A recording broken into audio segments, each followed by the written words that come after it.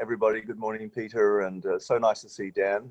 And I'd certainly like to add my welcome to all those who've joined us today, and especially if you're here for the first time.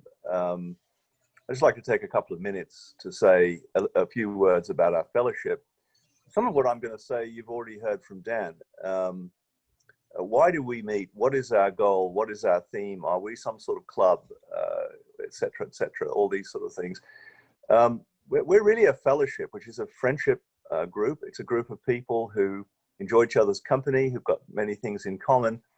But I think the thing we have in common in our group, especially, is our pursuit of to understand faith better, and especially to see how this works out in our own lives, day to day, in our families, our jobs, et cetera, et cetera. And we do that especially through these large meetings by hearing what the speakers have got to say and how their lives have gone, and we can learn from that.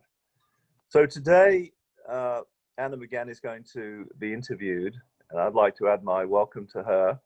It can't be easy early in the morning after you've got your kids to breakfast to sit down with a group of blokes and talk about your life and answer difficult questions from Peter. So Anna, I admire your courage greatly. But then you've had lots of practice, and you've had a life which, although you're not as old as I am, or some of us are, you've done an awful lot. It's really amazing how much you've done as I look at your autobiography. And, you've been a very successful actor. You're a writer, you're a playwright, and I'm sure, not least, you're a mum to your kids, so and a wife to your husband. So Anna, thank you very much for coming along this morning, and I look forward to what you've got to say to us. Thank you. Thank you, Oliver. And right on cue, the garbage truck is going up my street. Hopefully the noise is not too bad for you. So Anna, welcome. We'll have to unmute you, actually. Let's make sure Anna is, oh, she's done that. Wonderful. Yeah. Welcome from the Sunshine Coast. There are worse places to be holed up in COVID, I suppose. Absolutely. We feel very lucky. Yeah. So as Oliver indicated, you've got a young family. It's 6:30 in the morning up in Queensland. So very much appreciate that you're taking the time to be with us. Thanks. Thank you. We've all heard how hard the acting business has been hit, and the arts generally. But it's in an amazing piece of planning, Anna. You had a baby at the start of COVID. So was that your lockdown plan? Oh, it wasn't my lockdown plan, but it was certainly somebody's. My goodness, I couldn't believe it. I had my baby on the first day of stage 3 lockdown. So it was this, and I mean this gently because so many people have been hit so hard, but we felt very, very lucky because we could just go into the bubble, I guess. And it doesn't change that the industry's sort of suffered a lot, and a lot of artists around me. And I had just moved from Melbourne, and I feel like that's worth noting because all of my community that I left were suddenly sort of thrust into something a lot more serious than what we experienced. But I have to admit, it's been we've been able to find just threads of positivity through 2020, I suppose. And there's nothing sort of more perspective shifting than having a baby, I think. Mm-hmm. A second one at that. Yes. Yeah. So you have found, I mean, obviously you're speaking regularly with all your colleagues. How are they, or your friends, are coping through this period? They're shattered, honestly, absolutely shattered. And I think there are a few things at play. Obviously, there's a global and national perspective on the arts that a lot of artists just felt completely ignored when it came to sort of economic support or those different things. Like the industries were crumbling because they are so dependent on audience. But there was no acknowledgement or JobKeeper or job seeker, and that was very difficult to observe. But then you saw like this undercurrent of creativity, of you know, this idea that if you can lay concrete over soil and these little seeds will still grow around the cracks in it. And I've observed the artists making and coming together. That being said, I've also observed a really distressing dip in mental health in that sector as well, and amongst my colleagues. And I think a lot of what we're going to have to do in the next 5 to 10 years is simply like the rest of the world, just restoration. Mm-hmm. Well, we might come back to that towards the end, or there may actually be some questions on that. But I'd like to take a cue from the book that you recently wrote. So you wrote, for those who don't know, Anna wrote a book about her life not long ago, maybe a year or two ago. And it's titled Metanoia, but it's actually this subtitle that I want to pick up on. So the subtitle is A Memoir of a Body Born Again. It's a very provocative title, Anna. So would it be fair to say that your struggle to accept your own body began very young? Yeah, absolutely. And I don't know, you can't, you know, pinpoint why these things happen. And they happen to women and they happen to men. It's a mix, I think, of the environment and the culture that you grow up in, the things that you're exposed to. You know, you can point your finger at so many different things to blame it, but I do think we exist, particularly in the West, particularly in Australia, in a culture that can be objectifying or really body obsessed. And when you are a young person and a young woman, so vulnerable to that type of thinking. I think it's way worse now that we have social media, but I think for me, in those early years, you know, when you come out of childhood and you move into adolescence, and all of a sudden there are these projections onto who you should be as a young woman. And I didn't grow up with faith, really, and I wasn't sort of given an ideal or some idea of like, this is a way you could perceive value in your body, or this is a way you could perceive value in your relationships, or in the way that you love yourself or engage with yourself. I really just absorbed everything the world threw at me, and really all that communicated was, you're not enough. You'll never be enough, and this is the most important thing to wrangle right now. So when I was an adolescent, I struggled very, very much with an eating disorder. And for those that have experienced that, I know men experience it too, but who have partners or daughters or other women in their lives that have experienced it, they are insidious. They're just so brutal, so difficult to unpick. And so it really devastated my family. Matt, I know it's a very difficult period to reflect on, and to some degree perhaps is with you for your life. But it would be helpful, I think, if you could unpick a little bit further, because as you indicated, a number of men will know of people close to them who have had eating disorders or currently do. In fact, we've had speakers speak about that topic before, particularly fathers with daughters. So can you try to relive some of those experiences when you were hospitalized and what you went through? Absolutely. I had been doing a lot of ballet. I don't blame that at all. I think it just unfortunately is an area that can help some of those things grow, because you're thinking and speaking about body a lot. Sometimes when I think about it and describe it, it helps to describe it as something similar to alcoholism, in that it's an addiction, and it's something that I have always have to be conscious of, and always have to be very careful not to make myself vulnerable to.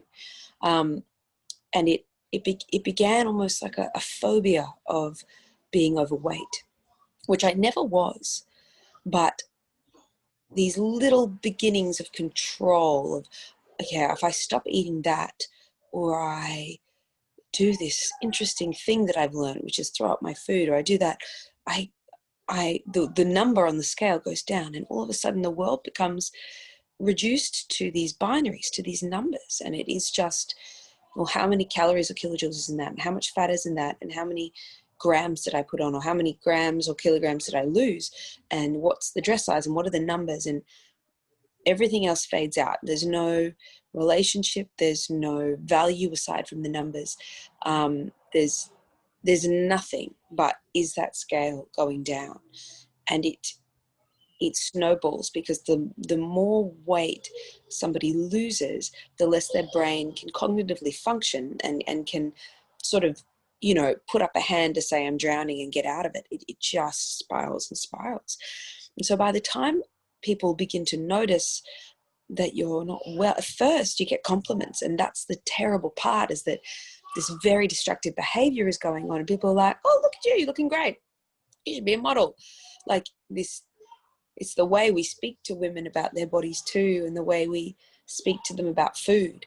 And I know I grew up with two brothers, and it was very common in my family. It's not their fault at all. It's very common to hear, like, the boys can eat that, but the girls shouldn't eat that. There wasn't a normalization of food. I was very aware that there were things I shouldn't be eating, that there were ways I shouldn't be looking, and I clung to them, and then I magnified them by 100 and turned them, what are very innocent comments became the fuel to the fire. And I guess embodied all of those projections. And so by the time I was very unwell and people started to say things like, you don't look good, something's wrong, and they realized, my devastated parents, my dad is a surgeon, my mum is a physio, they live in, you know, the medical sector. They tried very quickly to get me medical help, but realized too that you can't make someone get better who doesn't want to get better. And that's the real kicker of something like this, is that you're so addicted to it that, you know, in my mind, I wouldn't have reached my goal until the number was 0, which is not a possibility. So I was aware that it was either going to be 0 or I die getting there. And that was okay. Like, that was my goal. Like that was life. And I couldn't see outside of it. I couldn't imagine a future. And, you know, people tried everything. They tried berating me, telling me I was selfish, telling me I was this, that. Nothing like that worked. Others were very gentle and loving with me. And that was a point of connection, absolutely. But in the end, I had to be hospitalized, and I had to be force-fed through a tube in my nose in order to put on weight, in order to then receive some therapy. And to be honest, it worked briefly. But the nature of this beast is that, like other addictions, until you get to the root of why those thoughts and feelings are in place inside you, those compulsions to reject yourself, to hate yourself, to destroy yourself, which is a strange, strange thing. They just come back round. And I found that they came back round for me for about a decade until, and what I guess disclose in the book, until a point, like an intervention really happened in my life that shifted everything. Mm-hmm. Thank you, Anna, for sharing that. And there may well be some questions from the men about, how they may be able to help in these situations when they have those close to them who are suffering. So you did get better, thankfully, and you entered into university to study psychology, but that really wasn't your first love. What happened then at uni? Well, at that stage, I didn't really know what I wanted to do at all, except write. I knew that I wanted to do that. But I did psych. I was like, seen a lot of psychologists. I know a bit about this subject. And I genuinely loved it. I loved neuropsych. I loved all of it. And I did 2 years. But whilst I was doing it, I began to secretly dabble in like the amateur theatre company at the university. I was at Queensland University of Queensland. And I fell in love with the people that I met. And I think too, I had been a very creative child in, dare I say, not a hugely creative environment. And so creative children can be super weird and quite difficult, and quite emotional, and it was all just put down to, oh, she's just a bit much. Whereas the minute it was sort of, I was able to like self-diagnose in a way and be like, oh, I'm just creative. I need these outlets. I need to be expressing in this way. And when I'm surrounded by creatives, things started to make sense, and my life started to get a bit more order. And it was fascinating. Like it had never occurred to me that I was just trying to sort of follow the same pattern of like, I'll be a doctor or I'll be a psychologist. Maybe the most creative thing I'd be as a journalist. And it was a bit of a revelation to really realize that just even as a hobby, I could play with that stuff. And a few years into doing that, once I'd used up all my electives and doing drama subjects, I was like, oh, I think I'd like to audition for acting school. And my poor parents were just like, what? And I think they'd seen one play I'd been in and it was so bad. And they were like, no, like she's going to embarrass herself. This is a terrible idea. And they were like, okay, do it, like audition. But, you know, you've got our backing essentially only if you get into one of these two really big schools. And it was their, like, I was like, come, guys, it was their cheeky way of being like, like, if you can do it, you can, like, surely that's a litmus test, right? And in my head, I was like, it was just a bit of a practice run. But I got into one of the schools. And so I left psychology and I did 3 years of vocational acting training, which is a very different type of bachelor's degree. Yeah. No, thank you for that. You had a lovely expression in your book that when you discovered this world of creatives, it felt like meeting other parrots, I think. Yes. Yeah. Yes, in a world of doves. Right. Yeah. So then you did the professional training and you started to even pick up a few assignments and explore this world. There's a line in your book which I thought I'd pick up on. You say that beauty opens doors in acting. Is that a positive or a negative thing? I actually think it's a bit negative.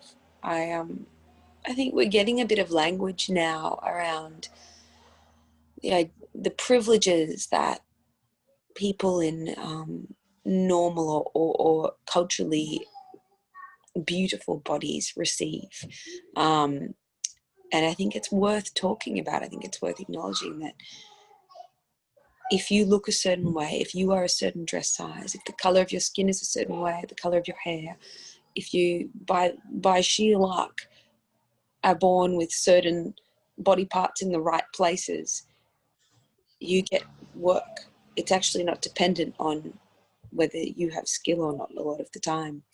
And so you learn very, very quickly that if you're beautiful, you are sellable. And if you're not beautiful, you are not. And so if you're beautiful, you have value. If you're not beautiful to some sort of unknown, dare I say, Western patriarchal standard that we've all just inherited. We've just sort of gone, oh yeah, I get biological cues from that. That's what that is. You know, and I think a few years ago too, it was even when we were all watching a lot more pay-to-air TV, when there was a real industry sort of going with, particularly, I think, things like the Underbelly series, which was one of the first jobs that I did. It was very much, let's get our audience in by getting certain women and expressing certain sexuality in a certain way. And so as you're a young actor training, you get told this. It's like you won't get work and you won't get an agent unless you look like this, unless you lose weight, unless you're looking like this with makeup on, all these things. And I had never grown up as a particularly girly girl or particularly, I was never into heaps of clothes and makeup, and I never was one of those girls that felt like the princess or the beauty queen or anything like that, but you have to become it. And it has side effects.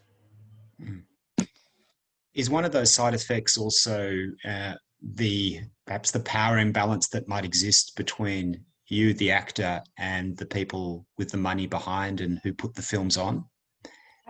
Did you experience that yourself? Yes. And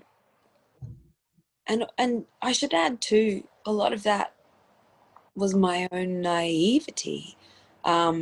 It's not that people are set out to manipulate you so much, but at the same time, I think we're complicit in that if we don't, as someone that is older now, that I make some of my own work, I employ actors sometimes too and things, or I engage with people younger than me.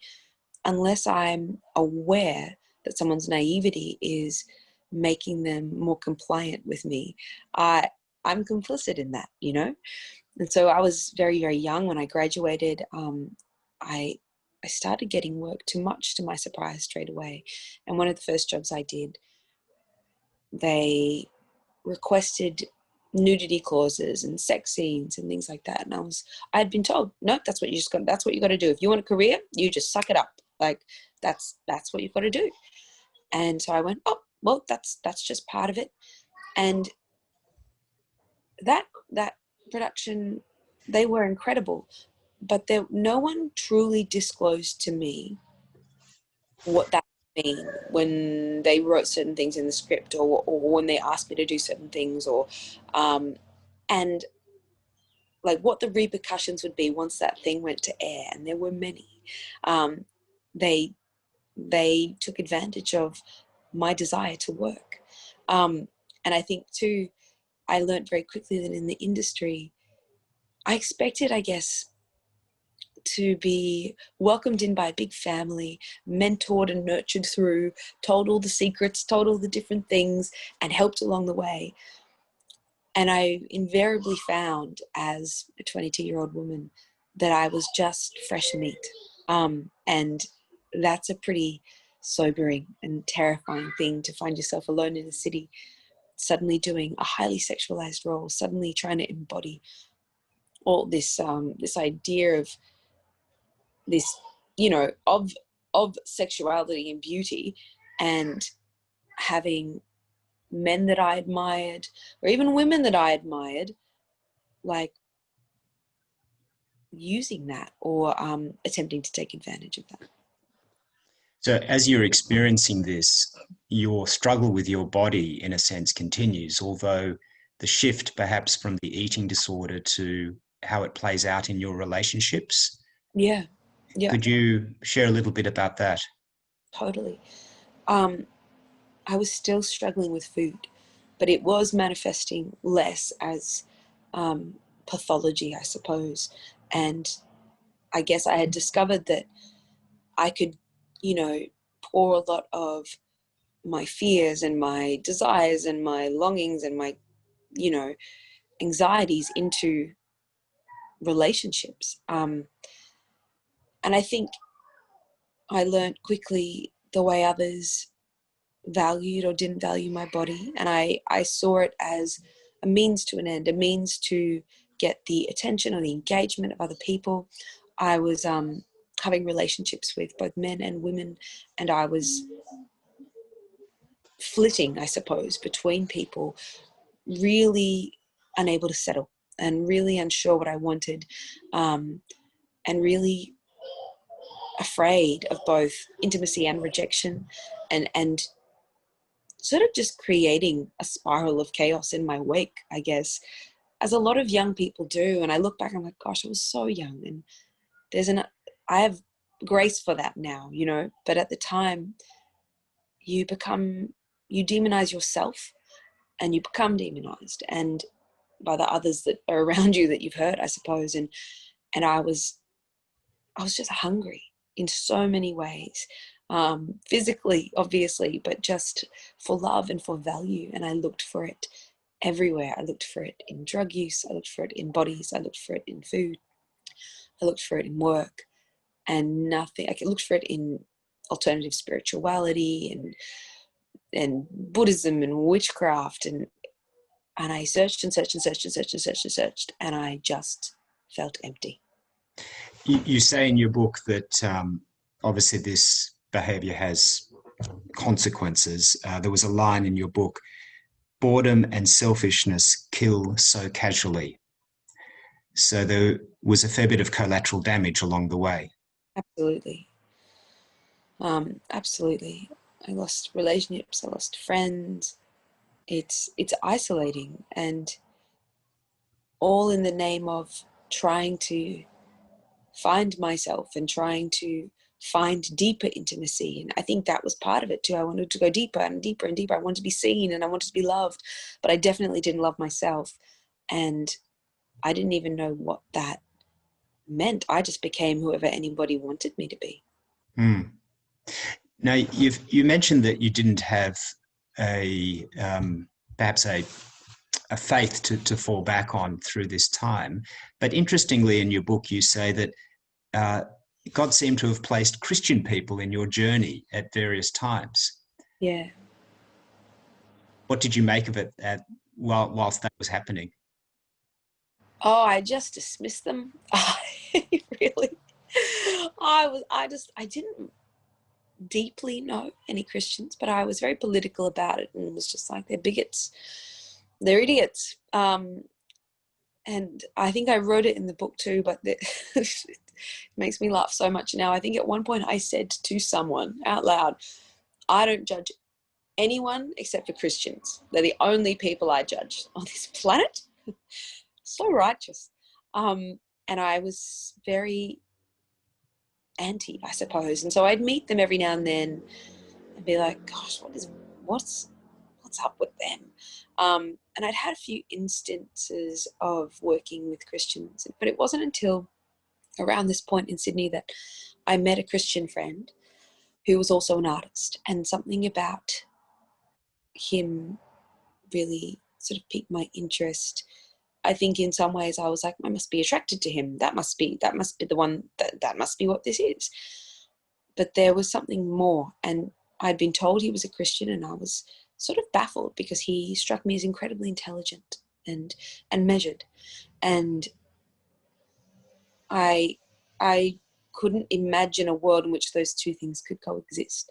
And so I pursued answers, I guess. I think too, because I wanted more of a relationship with him. And he made it very clear very quickly, you know, he has beliefs and he wasn't going to romantically engage with me because of those beliefs. And we just became friends. And sort of as that friendship continued, he said to me, you know, if you ever want to hear about my faith, you can, but, you know, no pressure. And I was a bit put off by it. I was a bit like, who's this? You think you're so spiritual? I'm spiritual. Like I do Reiki. I know about chakras. You know, I'll convert you. Like, and so I sat down with him being like, this guy doesn't know what's coming. And we had this conversation, and I was expecting him to bring up Jesus and God, and he brought up the Holy Spirit. And he just simply talked about how the Holy Spirit helped him with his creative work. And he described a process of creativity that I'd experienced too. There's a muse-like element to when you're really making something and you're in a flow. And he attributed that to God. And I was just struck because I thought he was going to describe things that were inaccessible. And I felt like I'd already had that experience. And all of a sudden it let me feel included. And I didn't really say anything, but I was really taken aback. I sort of said goodbye to this guy. We were in Melbourne at the time, and I was living in Sydney, and I flew back to Sydney and was like, I'm never going to see that guy again. But, you know, that was interesting. That was an interesting little segue. And then a few days later, I was at a party, like some industry thing in a bar, and a girl came up to me and said, I see you've been hanging out with that guy. What's going on there? And I just said, well, he's a Christian. So there's nothing. And she said, well, I'm a Christian. And she sat with me for 3 hours, 2 hours, 3 hours in this bar. And she just talked to me about it and asked me what I believed. And I told her I was a Buddhist at the time. Well, my version of it anyway. And she said to me, I don't think our beliefs are that different. And I think you'd be surprised. And maybe if you visited the church that I go to, you'd really like it. And I think you'd really like the music. And there was something about the way she'd said that I'd like it. It was, we were equals. It wasn't this, she had this sort of righteous truth or upper hand, and I would be so lucky to be invited into that space. Then, normally I would set on fire. Like it was just this, like, it mattered what I thought about it. It mattered whether or not I would engage or like it. And something in me, something really yearning for that, just went, yes, I'll come. And I didn't tell this friend about it, I didn't tell anybody. I just went. The people that did know, that weren't believers, I just said I was going to mock it, and that I was just going as some sort of like postmodern experiment. I don't know. And they were like, okay. And I went to this little church in Sydney, and I walked over the threshold of it, and this may not be make a lot of sense to a lot of people, but I include it because it's part of my story, I suppose. And we may get to this later, but a lot of my experiences are they're individual, but they're very tangible. I've had quite spiritual experiences, I suppose you would say, when it comes to this stuff. And so I walked over the threshold of this church, and all of a sudden I felt like I had a fire in my hands. And I'd been participating, I suppose, in previously in things like Reiki, like other spiritualities, where that stuff had manifested, I suppose, in my body in some way. And I'd been like, oh, I know that there's something going on there spiritually because I felt it. But this was tenfold. And when I went into this church, I felt like I saw a vision of light coming down in drops. And I got this overwhelming feeling that whatever was in that place was safe and was pure.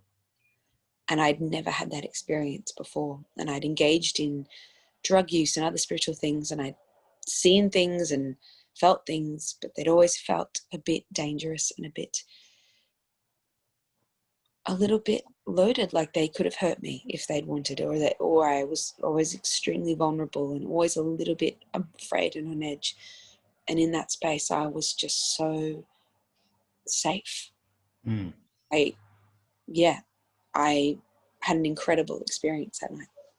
So in retrospect, you can see how God used people who are similar to you in a way, similarly wired as creatives, and also your past experiences, how he wove those things together to bring you towards him. You then went down to Melbourne for an acting assignment, and in your hotel room decided that you're going to open this thing, the Bible. What happened then? Oh, I just love this part of the story so much. I'd visited a small group and a church maybe a couple of times, and I just got to a point where I was like, am I being brainwashed? Like, is this where, am I just so vulnerable that I'll take anything at this point, and these people are being kind to me, so I'm just going for it? And I was like, you're a smart girl, you're smarter than that, don't do that. Just read the book, prove to yourself that it's bigoted and it's stupid and it's all those things that you were told it was, and just move on. And I knew there'd be the Gideon Bible in the drawer, because there always is in hotels. And I was like, all right, I'll read it. And so I opened up at Genesis, and I got a few pages in and was like, I don't think this is the part I'm looking for. Just like, I don't think I'm here just yet. I think I need to get to the meat. And I inherently knew that the New Testament was where the answers would be for me, the tick or the cross, I guess. And so I started to read, and I went in skeptical, I went in like, this is going to be a joke. And honestly, from the moment I started reading it, I was disarmed. And I think a major part of that was I started to read about a man that I had been told about, but that I had never met. And it became so clear to me that what had been presented to me by both Christian and non-Christian alike, if I'm honest, was someone completely different to the person that was coming off the page, and the person that was, I felt, directly saying to me, I came for you. I came for broken people like you, and for people that feel like they're a mess and that feel like they're not good enough. And I remember clutching this book and just thinking, they've got him wrong. He's my friend. He's my ally. All these people saying that he doesn't approve of me. He approves of me more than he approves of the hypocrites or the people that are judging. And I was just, and I think too, it needed to be that almost solo revelation for where I was at the time, where I just, for maybe the first time, I felt like I was reading about someone who was just secretly whispering in my ear, like, yeah, you've got this, because I'm your friend. I'm with you, and nothing can separate us. And I was so vulnerable, I suppose, at that time. And I was so convinced that I had only the worth that other people attributed to me. I didn't really know what it meant to feel it myself. And so to have this ancient book tell me that I had worth, that my body had worth, that I was able to participate in being the light of the world, that I was so loved that everything I had done was accepted, and I don't mean accepted in the sense of it was approved of, but it was just welcomed into the embrace of Jesus. You know, it wasn't him saying, well, you fix yourself up first and then I'll give you a hug. Like it was the entirety of the entire process of you giving yourself to me, Anna, means that everything is going to be okay. And it wasn't transactional and it didn't have conditions. And I feel like that's really important to mention, because when I went in, when I gave, like when I, and I, by reading it and believing it, I feel like I gave myself. And that's a big part of this too, is that I read the New Testament over a couple of weeks. And when it was probably actually just the Gospels. So I read the 4 Gospels over a period of 2 weeks, and I devoured them. I highlighted them. I could not believe what I was reading. And at the end of that, I remember getting up, and I got up one morning and I went down, and I had been sick for 10 years at this stage. I'd had an eating disorder for 10 years. And I went downstairs and I was looking in the mirror, and I had read a scripture the night before about my body being a temple.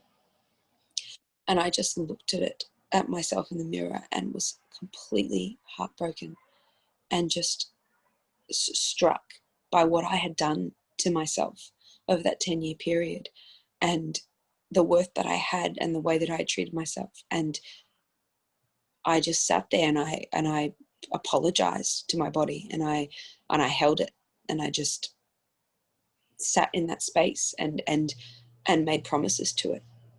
And on that same day, in that same moment, the other part of that restoration was I had this revelation that I didn't need to give my body to other people in order to be deserving of love. And it wasn't this reprimanding of, I've been full of sin, I've been doing terrible things wrong, I need to stop that. It was an invitation to empowerment by God for him to say, you are worthy even without that. So if given a choice, what do you want? And I could walk away from it. And it was just this clarity and this healing that I didn't deserve, that no one told me that I should be doing, that he didn't ask me to change my behavior before he loved me. The love that I felt invited me into complete transformation. Anna, that's so beautiful, your story. We could listen for hours, I'm sure. And I don't want to deprive the men for at least some chance to ask some questions. So we will pause at that point. And in a sense, we've come full circle. And what you've just described at the end is the acceptance of your body. And as your book title says, the memoir of a body reborn. So that's wonderful to hear how it came to that point. But I will open up now to question time. And again, just to remind you, if you would like to use the raise hand function, I see that I have a question from Dave Parker. Here we go. Thanks so much, Anna. That was a fantastic story. It reminded me of the song Amazing Grace that saved a wretch like me. I once was lost, but now I'm found, was blind, but now I see. It's an incredible journey that you have had so far. And yeah, thank you so much for being so honest and vulnerable and sharing that with us today. I'm really curious about, my question is, I come from the music industry, so I'm from a creative area as well. And I'm curious as to, does your faith, and if so, how does your faith inform the sort of work that you take on these days? So having, found faith and now looking at work ahead, how does your faith inform that work that you take on? And have you had to, at times even, I guess the second part to that is, have you had to decline work based on various principles that you now hold? Yeah, wonderful question. Thank you so much. Absolutely. It has informed it in many, many ways. I run a ministry for artists now, and this is a massive question that we often grapple with across the board, particularly for young actors, because it begs that question of what am I allowed to do? What am I not allowed to do? How do I fit these things together? And something that I guess that I have worked out with my relationship with God is there are certain values I hold. And so it became really clear to me that I had to put those boundaries in place at a certain point in my career. Once I became a believer, I had a different feeling about my body. So I had to put those in place separately. And there was one time, for example, where nudity was asked of me, and I said no, and I knew that I would possibly lose that job.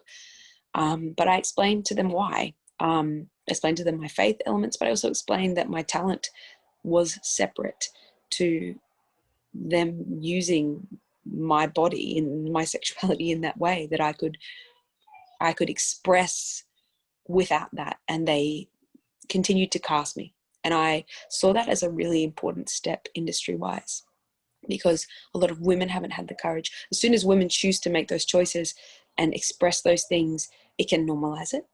On the other side of that, I write and I create work. And part of what I feel my craft and my mission is in that is to bring parables of restoration and stories of restoration and connection, parables that I guess can, even in a small way, point to Jesus, to heaven, not in necessarily an evangelistic way, but simply an invitation and a provocation for people to dream and engage with that narrative, I guess, with the gospel arc. So that's probably how it's changed my work in the biggest way, is that the content I make is invariably pointing to God. Thank you. I have a question from Nigel.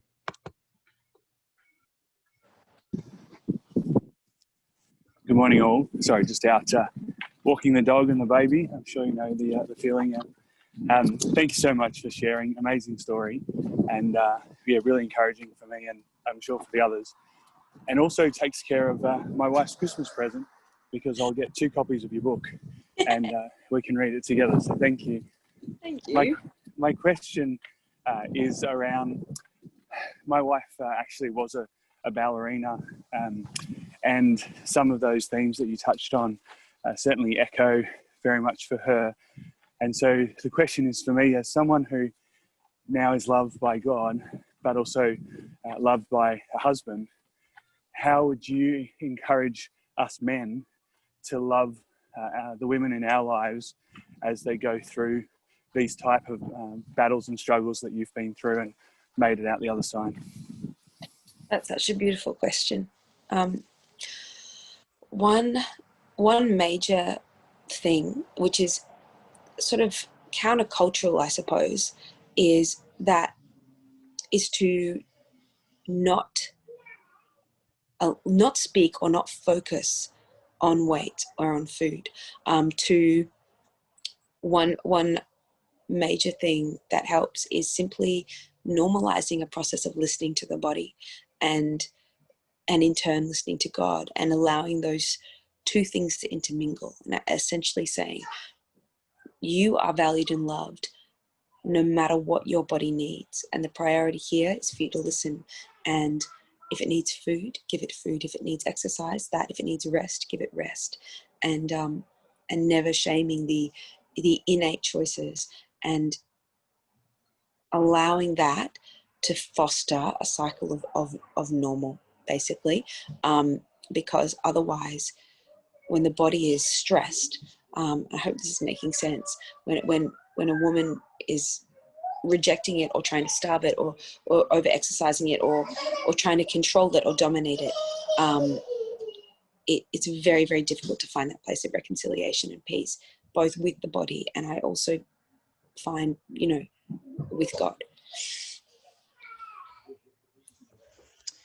Thank you, Anna. Are there time for perhaps one last question, or maybe one or two? Wolfgang, you've got a question.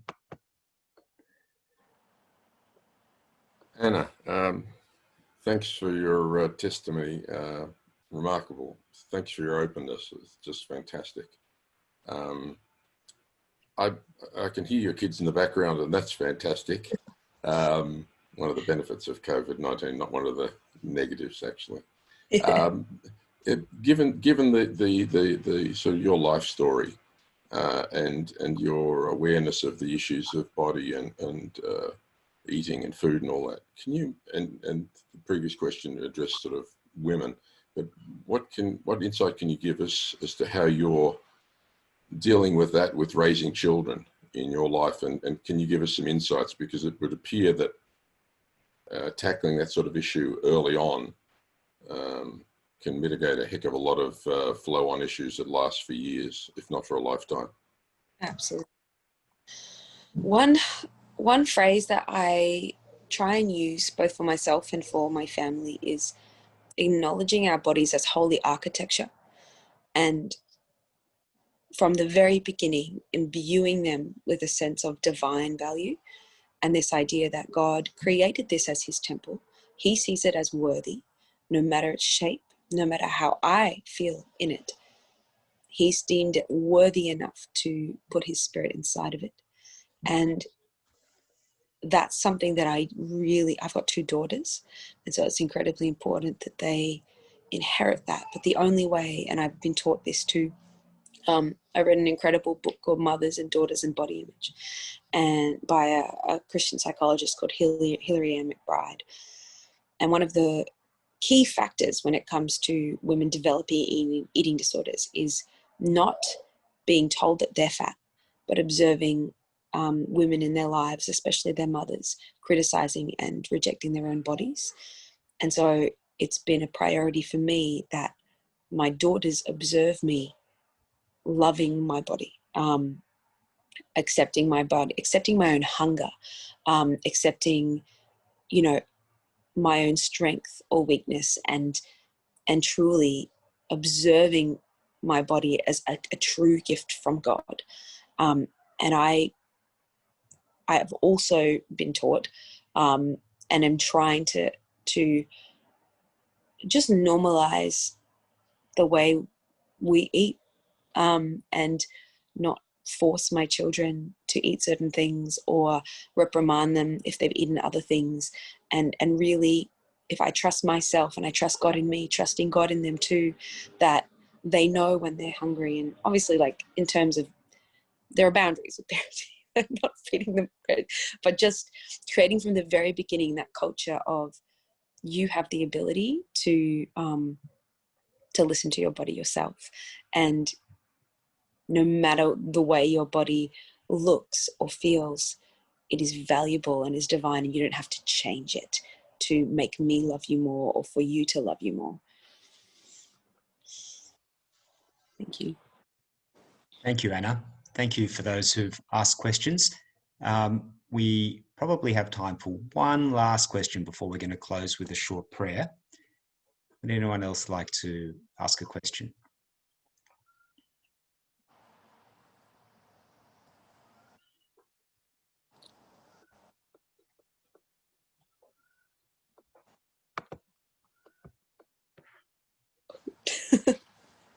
A question from our host, Oliver Greaves. Yes, hi. Thank you so much, Anna. That was just absolutely wonderful. And having had 3 daughters, I can really relate to a lot of what you said. And it's so meaningful to all of us. Men need to hear this. And also they have their own issues to deal with about their bodies.